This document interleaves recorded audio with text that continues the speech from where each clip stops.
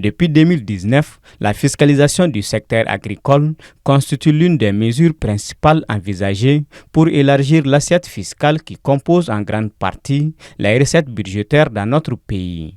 Selon le service des impôts à l'époque, la législation a prévu des dispositions qui encadrent l'imposition des bénéfices agricoles. Il y a une très forte concentration au niveau des contribuables pour le paiement des impôts et taxes dans notre pays. Environ 5% des contribuables contribuent pour 95% des impôts et taxes. Donc il faut élargir l'assiette fiscale, c'est-à-dire qu'il faut s'assurer qu'il y ait plus de rentrées et qu'il y ait plus de contribuables pour quand même permettre d'augmenter les recettes fiscales.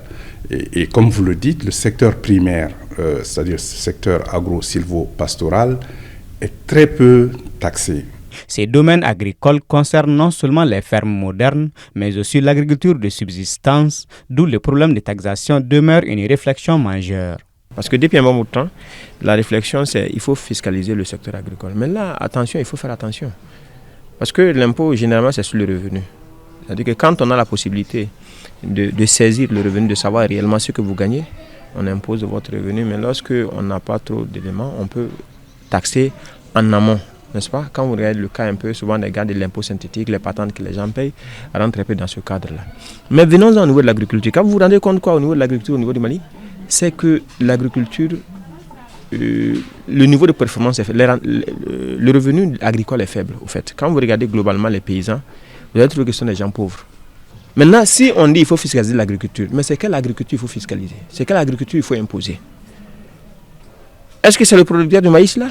Est-ce que c'est le producteur de riz là? Est-ce que c'est le producteur de coton là? Ou bien quel type d'agriculture? Vous savez, le domaine agro-silvo-pastoral contribue pour 40% à l'activité économique de notre pays.